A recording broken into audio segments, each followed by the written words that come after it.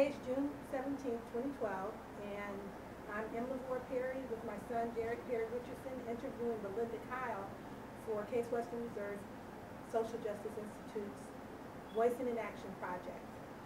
So, Belinda, tell us about yourself and the history of your family. Okay, let's see. Belinda Kyle. I moved to East Cleveland in 1967. I have, it was my mom and my dad and my siblings. I have 3 brothers and 1 sister, so there were 5 of us.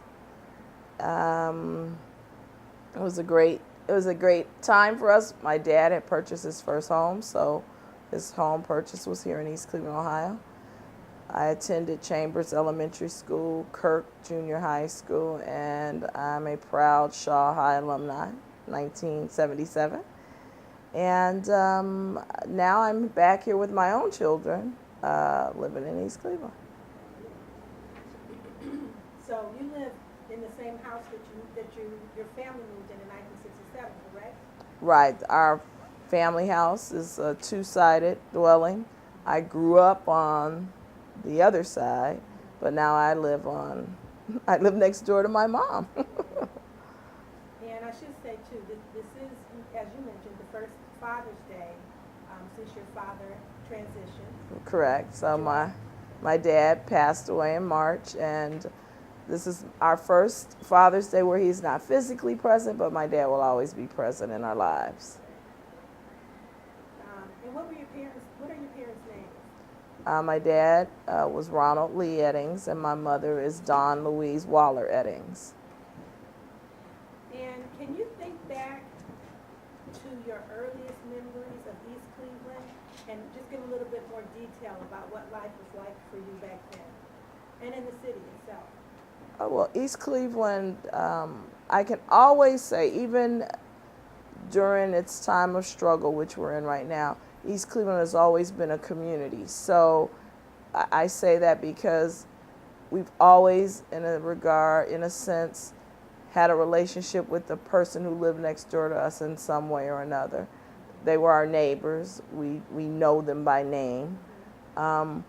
We've seen that less and less over the past few decades, but it's starting to come back now, which is really cool because Randy, my daughter, knows the kid next door. He comes and he plays in our yard, and we know his mother and we speak to her. I think the real richness of East Cleveland is that we were a community of neighbors, but the other richness was what it offered to the kids who grew up in this community. We have a very rich park system, not just our Forest Hill Park, but we have pocket parks situated throughout the neighborhoods. Chambers Elementary School, where I grew up, had a phenomenal park. Some of the greatest basketball players in Ohio came from playing in that very park. There was always, we had a swimming pool. We don't have that now, but we had a swimming pool growing up in East Cleveland. There was Little League Baseball was a very strong part of the community. The community came out to watch the kids of the community play baseball. Shaw High football games was a real part of our community. You went to the football games on Friday because kids you knew played in the game. So I think the real value of this community is the fact that it is a place of neighbors who cared about the people inside of the community. I believe over maybe the past 20 years, we saw that decline just because of various reasons, but I think we're starting to see that come back, and that's what makes this place special. My daughter was just saying to me the other day, there's some kids that we have going to summer camp at Case Western Reserve, the NYSP program, and what was really special to me was that a couple of the mothers I was helping to get their kids in to the camp, their kids are in camp with my kids. I went to elementary school with them. So here we are, we continue that generation. My kids know their kids. That's what community to me is all about, that we live in a place, we share space, and we know each other in sharing that space so that we respect each other and, try to help one another inside the space we call East Cleveland.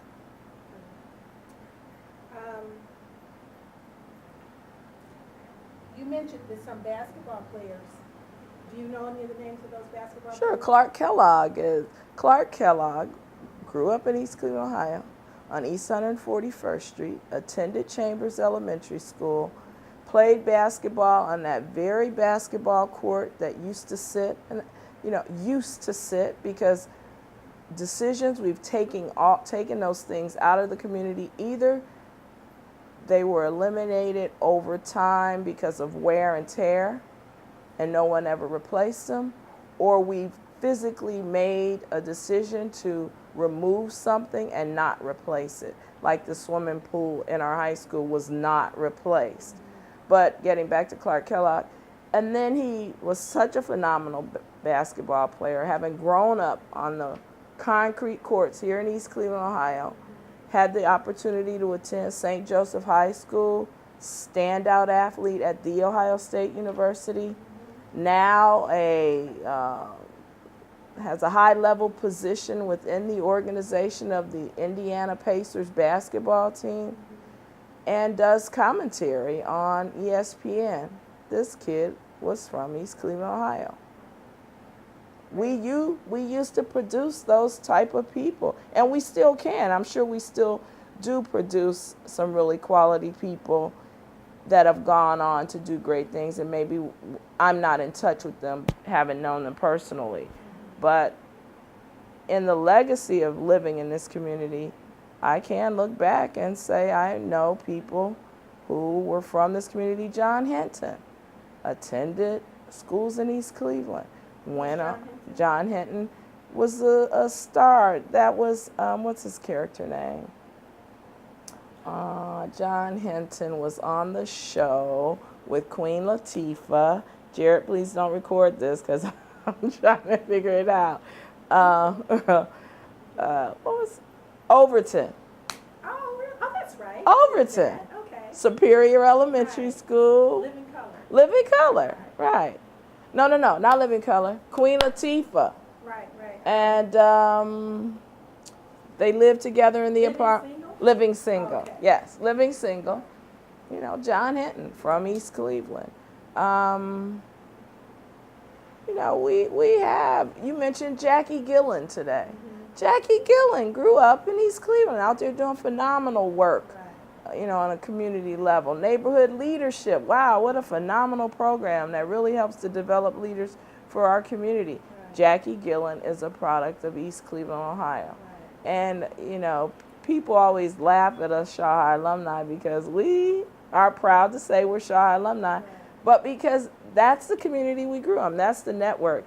I get teary-eyed when we have our weekends and we have thousands of people return to East Cleveland.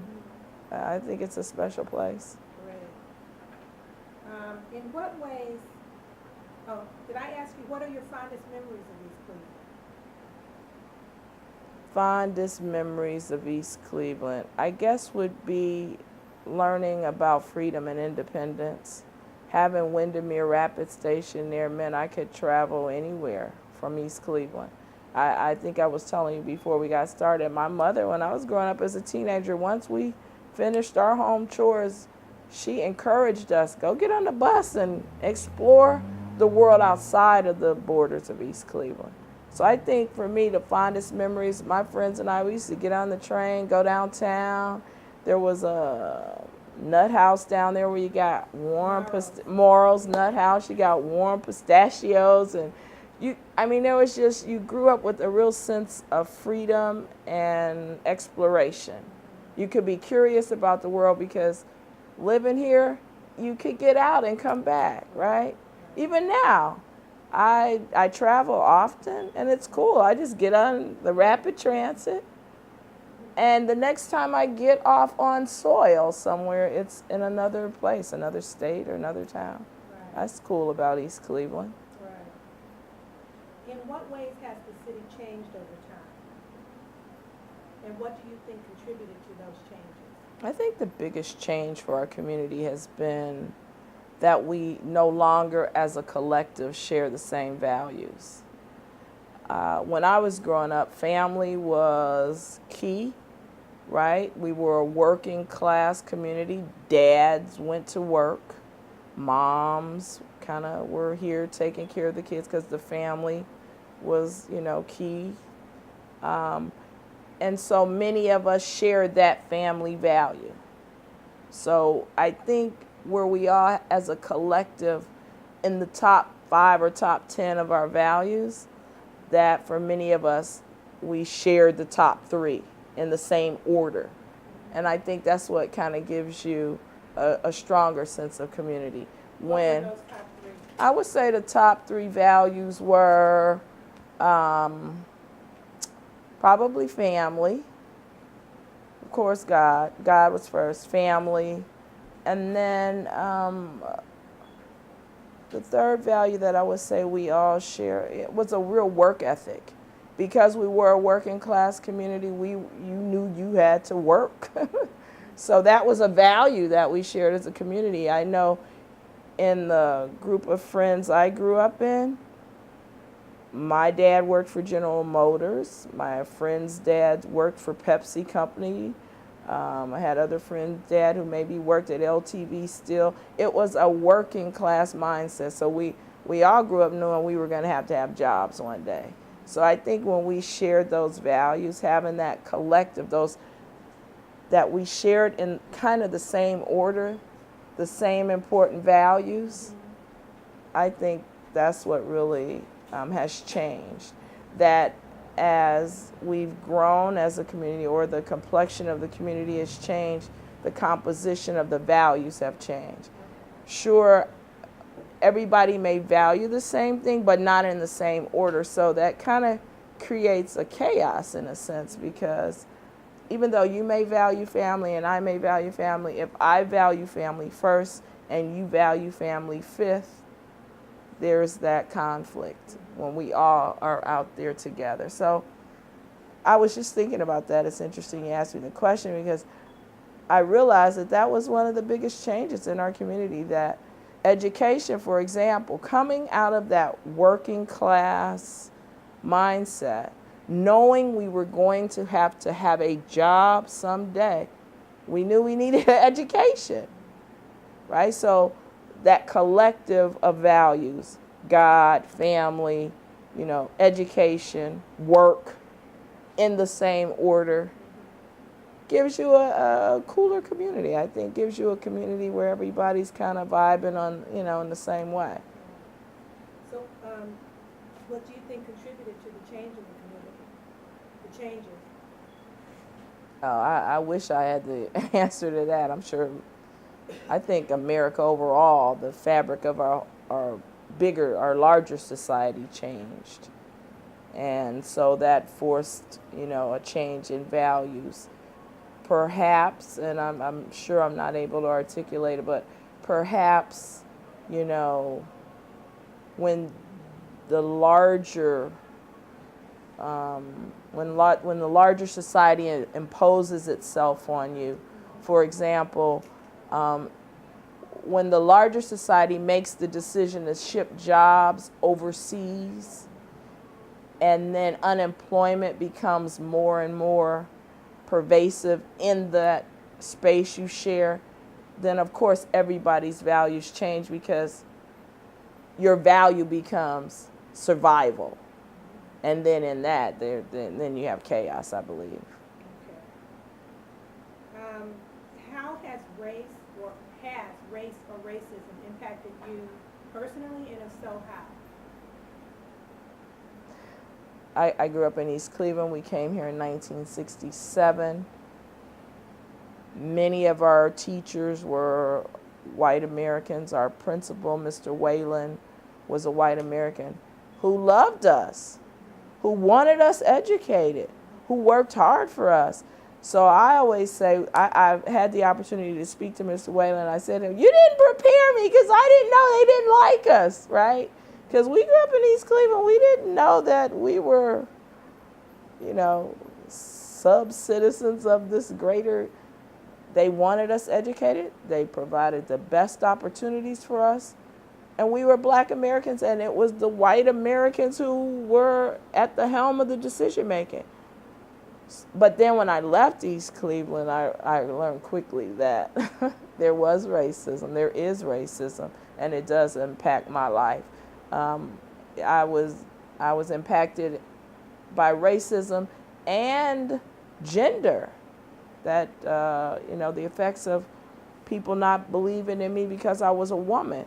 I had to experience that, but predominantly in the workplace I experienced it. My opportunities were limited because I was a black female, even though I was capable. Also limited because of education. At one point I didn't have a college degree. That didn't make me less capable, it just meant I didn't have a college degree. But I was limited by that.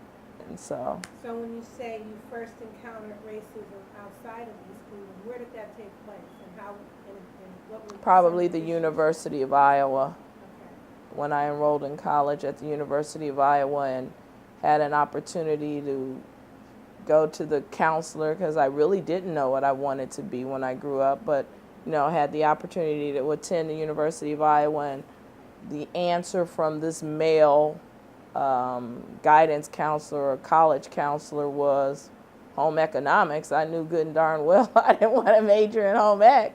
I knew I had not left East Cleveland, Ohio. After growing up in a household with 5 siblings, 4 siblings, and my mother had taught me to cook, clean, and bake, all that. I had learned I didn't want to major in it. But I mean, that was his answer for me. For the person who looked like me, that was his answer, home economics. Preparing you to be a homemaker. Yeah, that's what black women become, according to him. Of course, that, and as a matter of fact, as I look back on it, it's probably one of the reasons I dropped out of school. I didn't know what I wanted to do, and they couldn't help me decide. So it was like, well, I'll just get a job. Okay. And then,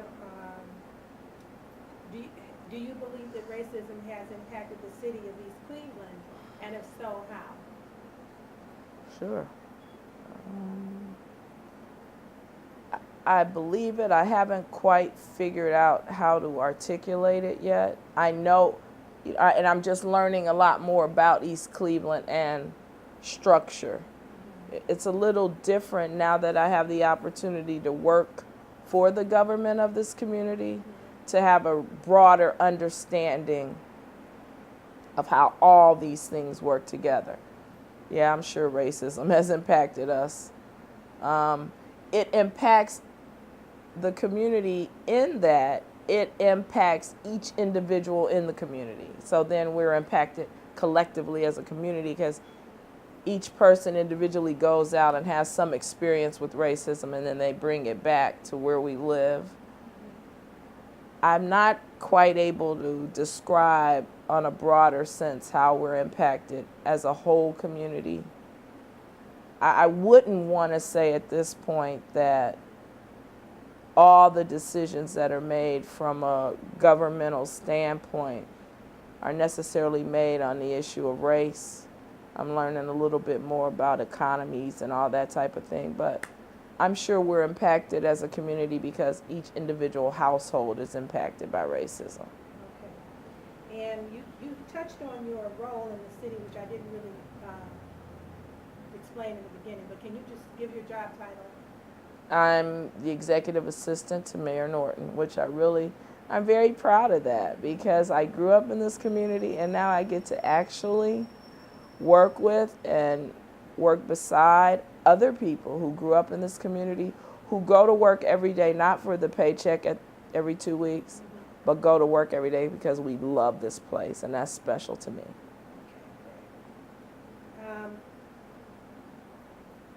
And then, this is kind of similar to the other question, but different as well. Do you believe inequality has impacted you personally? And also, how has inequality impacted the city of East Cleveland, if indeed it has? I'm still trying to figure out how I would answer that. I know it does, but to really be able to share that. But inequality, I think, when I really think about inequality for me, I think how we don't always get the information we need to make good decisions creates a real sense of inequality.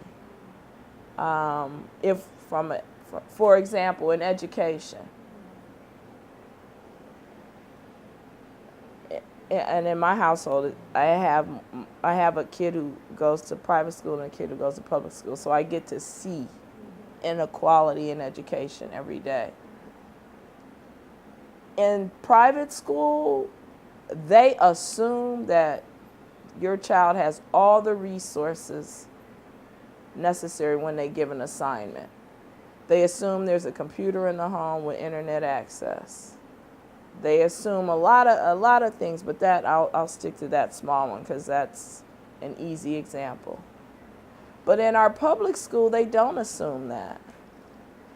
So here's education in the public school dispensed with the assumption that you have every resource available to you. You mean in the private school? In the private school, I'm sorry. So that you have every resource available to you. You definitely have a computer with internet access and a printer and Microsoft Word or Publisher. So right, there's that general assumption.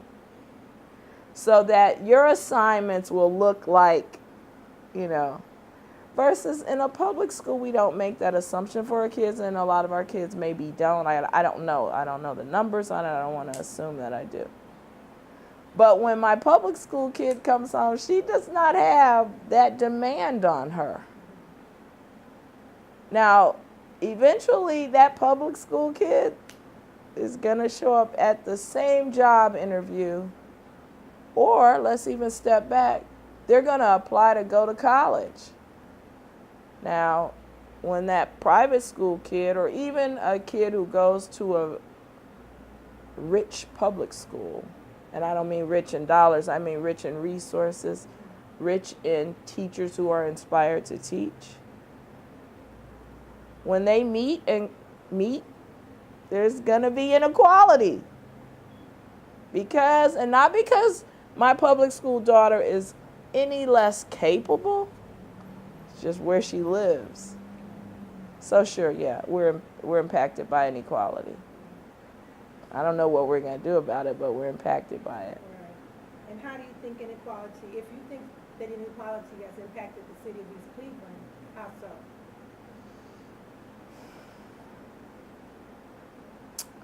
I think we're impacted from a human capital perspective.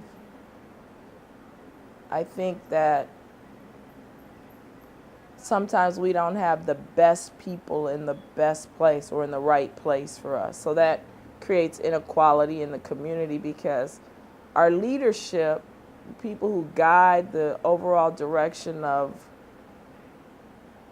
infrastructure and those type of things, inequality in human capital, inequality in them understanding how to make this the best community. So yeah, inequality is all around. Can you remember a time when the community fought for something? And if so, what happened? I mean, recently, let's see, what do I know the community to have fought for? Wow. That's an answer. I don't know. I don't know if we have fought for something as a community. I'm trying to think. No, I don't. We need to be fighting for things. I'm sure we have. It's just maybe I don't know at this point. How have surrounding institutions and cities impacted East Cleveland? Well, we're surrounded by Cleveland Heights, Cleveland. I'll say University Circle as if it's its own city now because in a sense it is, and University Circle. And I think they all impact us. I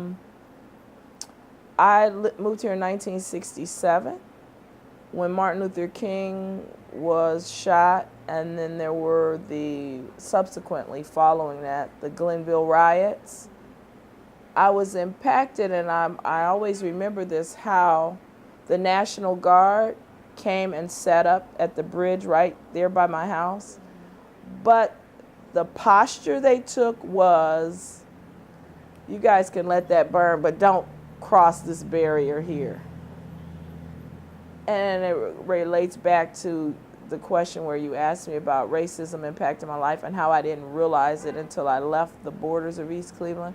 Because even that, in a sense, was demonstrative of this was a community of value. So if you grow up in a community that's valued, you feel valued inside of it, right? And because of that, remember now, like I said, and the National Guard, I remember playing cards with them. I mean, that's how close my house was, so the Jeeps and everything were right over here. And their posture was not inside of East Cleveland controlling or limiting anything that was going on here. Their posture was to keep what was going on in Glenville and that Cleveland area there out of here. So, yeah. Now, at that time, East Cleveland was still predominantly white, wasn't it? Yeah. Okay. Whereas Glenville was predominantly black. Okay. And so,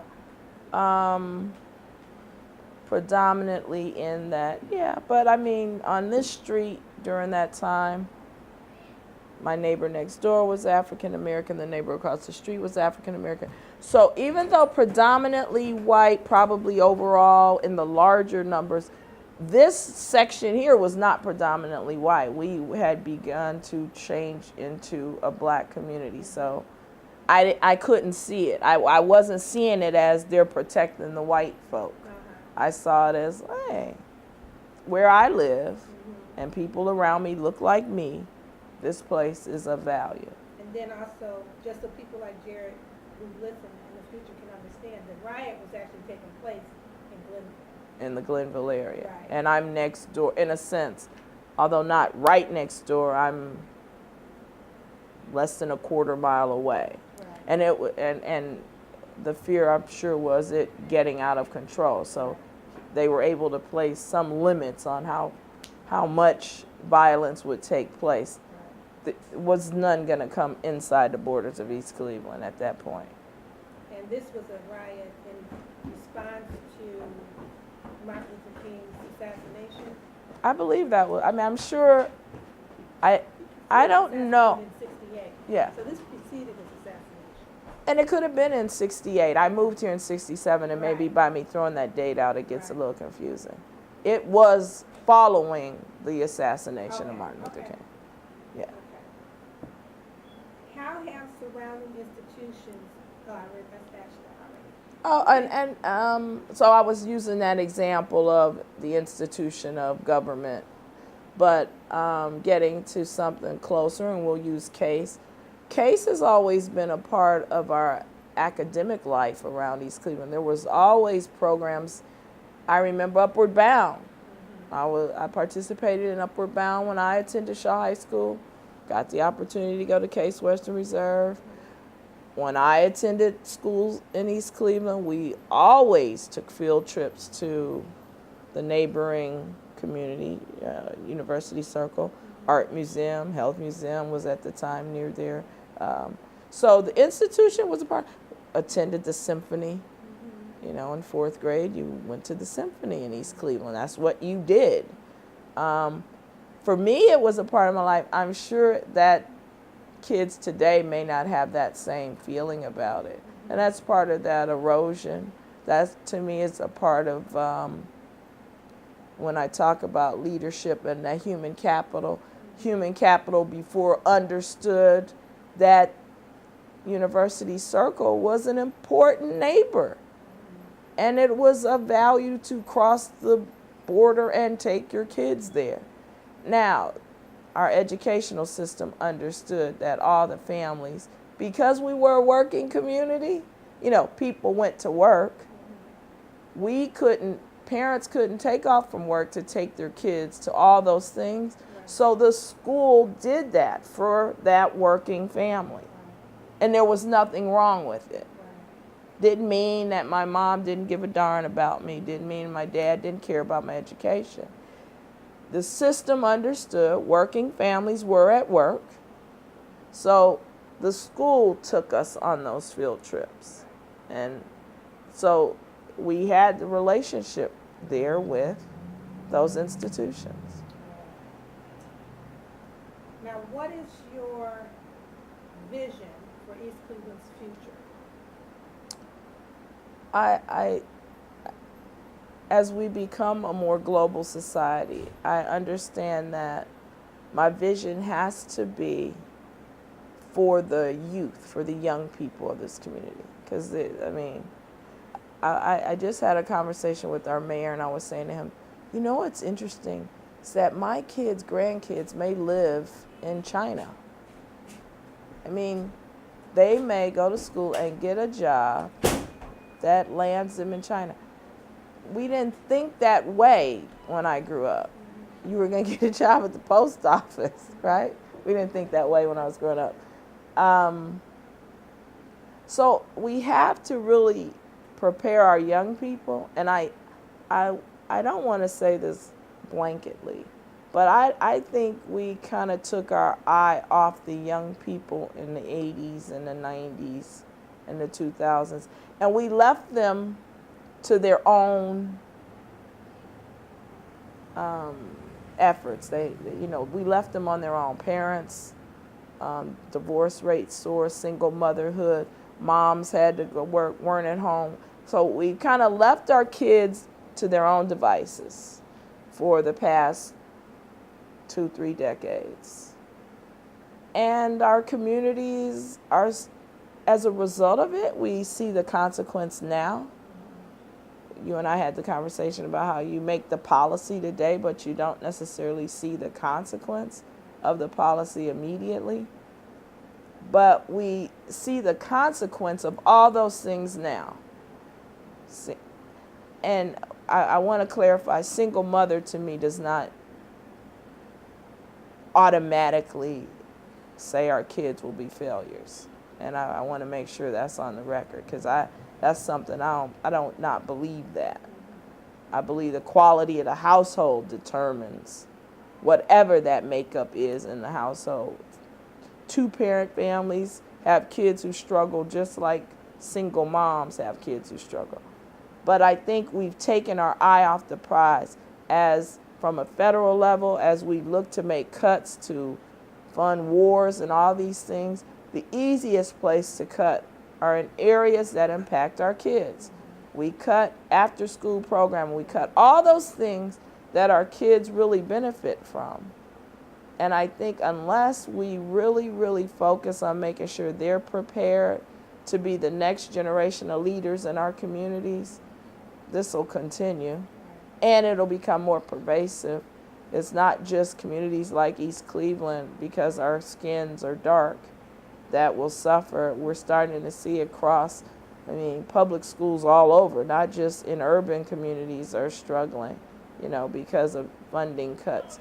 And when you don't have, your dad is not the CEO of the Fortune 500 company who can make $1 million donation to the school, then you're going to suffer from that.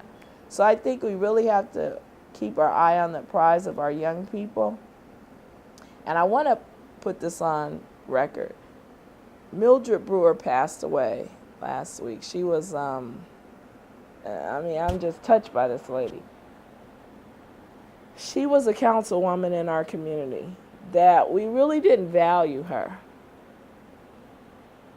But she leaves me to remember that if we do not take care of the young people of this community, anything else we do doesn't matter, because the impact will never reach its optimum ability, because we will always be dealing with kids who struggle, and those kids ultimately grow up into adults who struggle, who have to live somewhere, and they will live here, if they don't find their way. And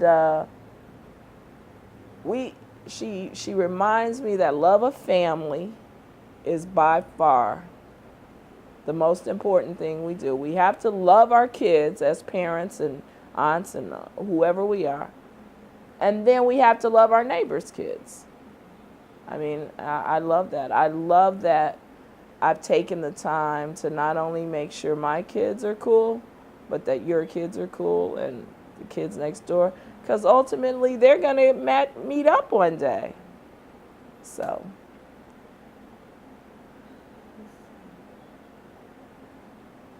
Tell me about the major issues that need to be addressed in order to better your neighborhood, community, and the city. Your husband just said to me that we are a collective of families. Our neighborhood is a collective of families. What if every family did their best? Right? One of the this isn't going to be played for 20 years, right? Okay. In East Cleveland right now, we have this major grass cutting problem because we have so many abandoned properties. And so one of my jobs in the mayor's office is, I answer the phone all the time. And people call up about the grass. Now, you can go back into the history of municipal budgets. There is no line item for grass cutting. Never has been. And as you know, in a society or in the community that we live in where finances are an issue, it's going to be kind of hard for us to create the grass cutting line item. We try to do the best we can, but to be honest, we don't have the resources or the finances to manage the abandoned properties that we have where our people have walked off from these houses. It's not like the government owned these houses and then did something and now we don't take care of them. These houses belonged to people. Well, these people are no longer there.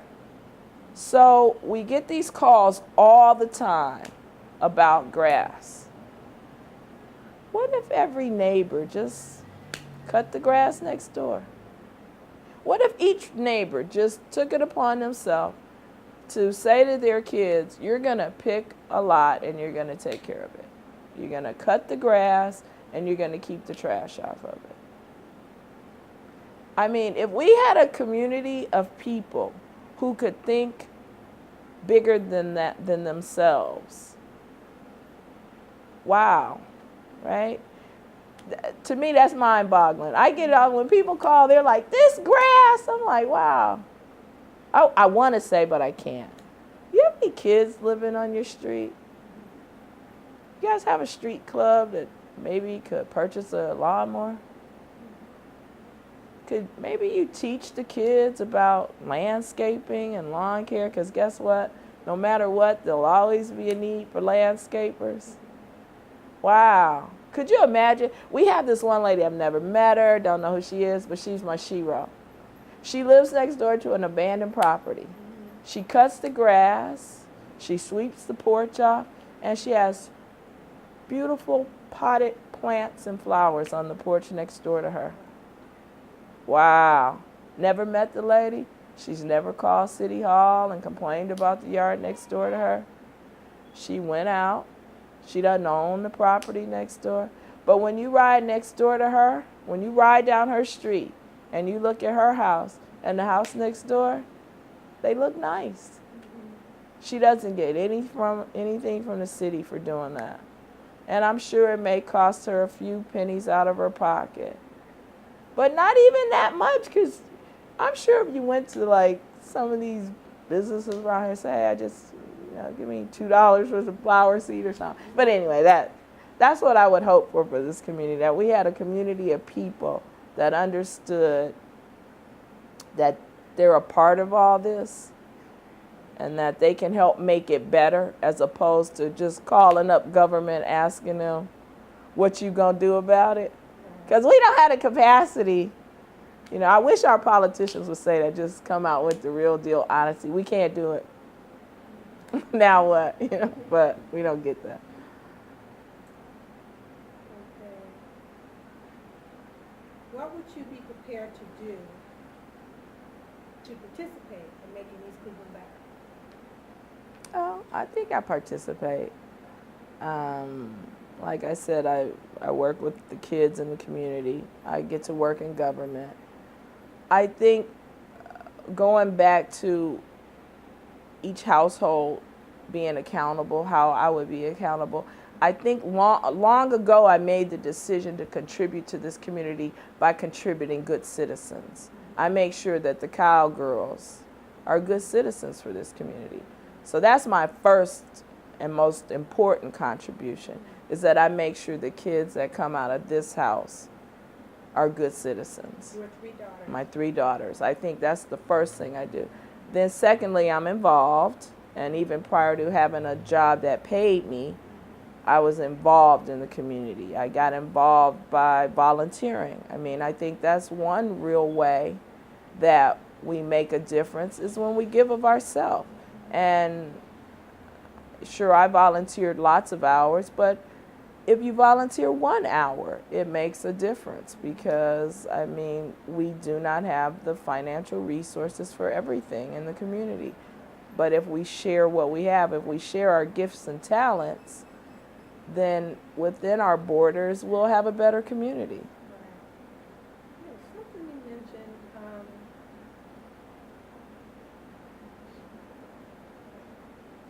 can you explain the youth organization you work with? I get to participate with the Police Activities League.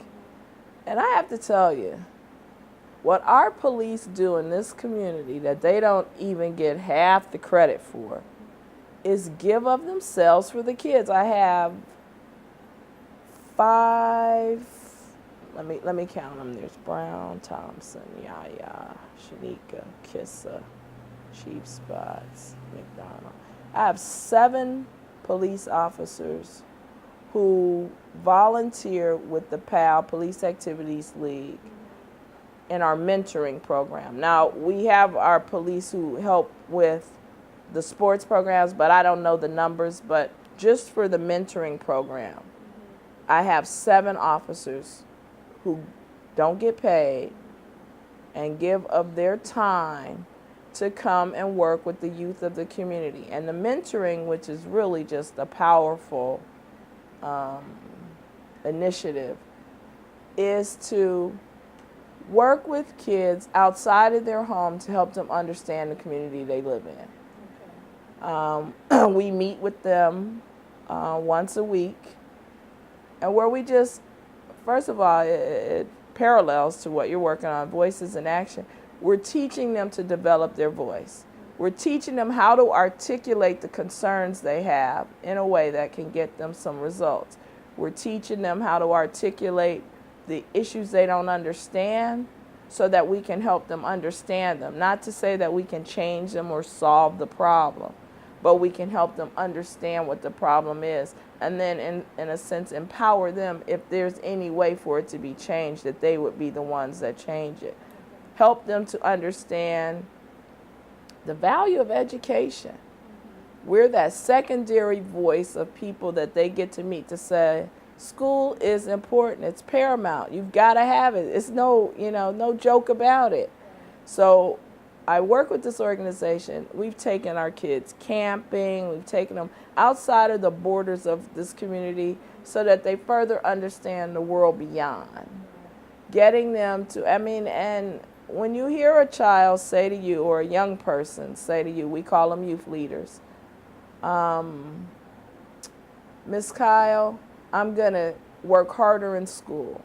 Miss Kyle, I didn't get in trouble this week, because they're hearing what we're saying. But they're also, what we really like is that they hear what their peers say. We use a lot of peer-to-peer discussion. We put an issue on the floor and we let the peers talk about it, so that we had one discussion I remember about homework.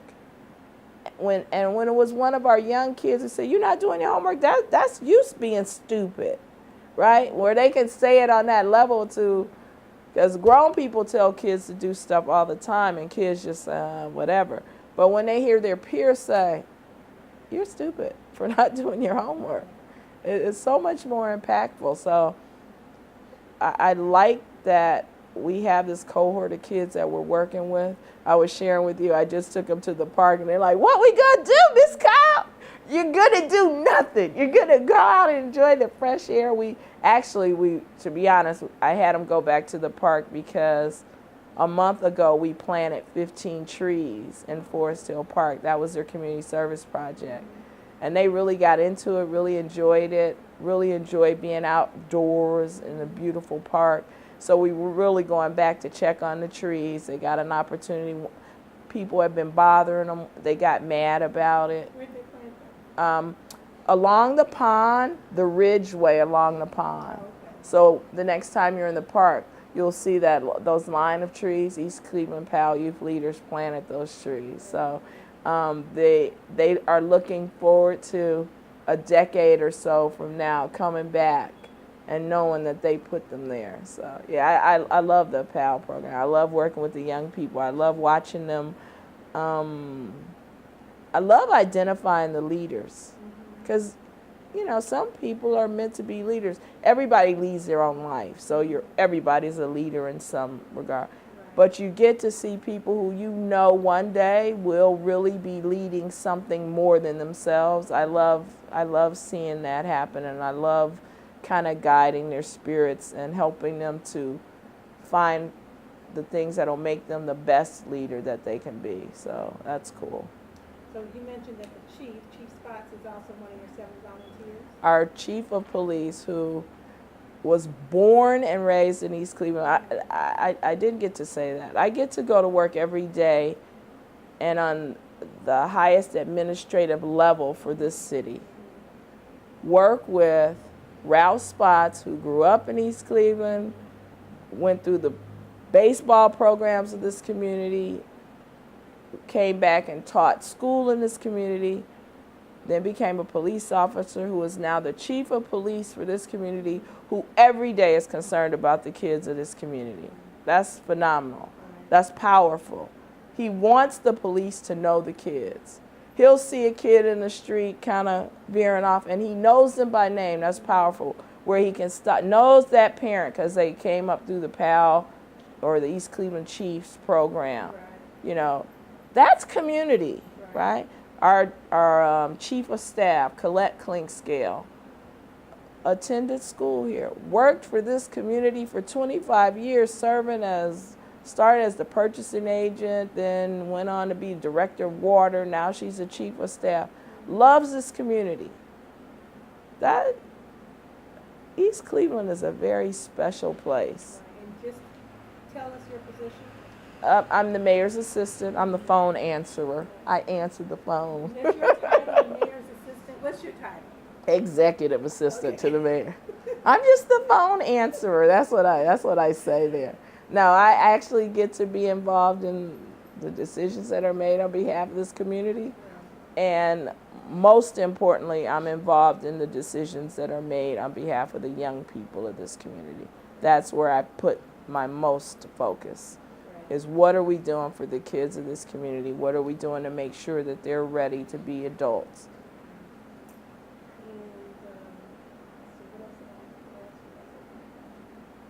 The police activity league, is that male and female? Male and female. Kids are ages 9 to 17 for any grant funding we have.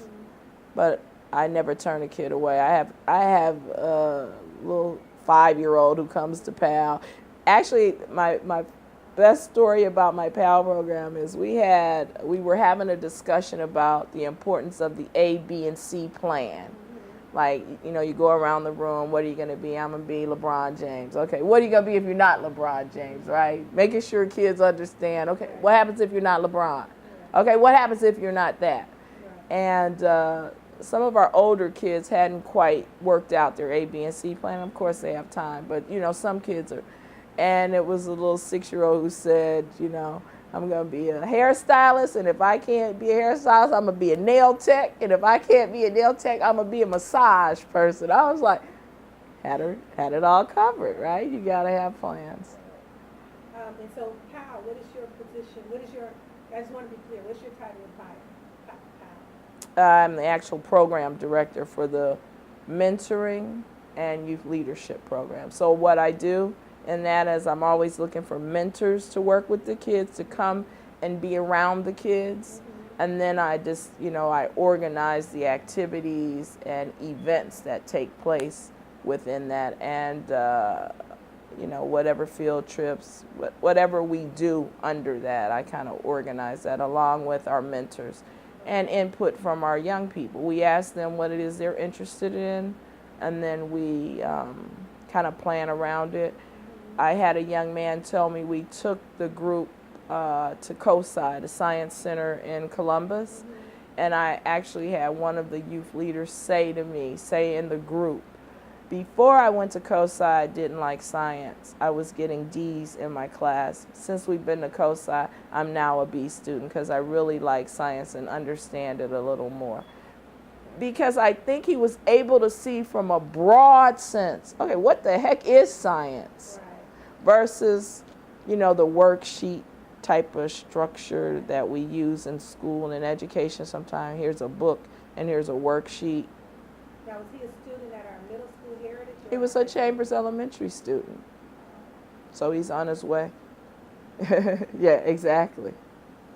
What science do they get? So, because he was able to go outside the classroom, right? To a place that said, oh, you want science? You want to know what science is? Here. And we gave him hours to just wander around. And one day he decided, oh, I do like science. Oh, I can do science. And now he's getting a B on his worksheets. So, is there anything else you'd like to say, to people who see this tape now or in the future about your city, your relationship with the city, or anything related to what I would just reiterate that our community is a special place. I pray for its sustainability.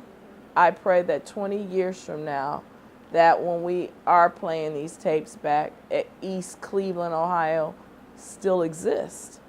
Because we're actually at a point in time right now that if we do not all pull together and decide to row our boat in the same direction, perhaps in 20 years when these tapes are taken out of the archives, East Cleveland will just be the history of East Cleveland. That's it. Thank you. You're welcome. Do I get to ever see it? Yeah.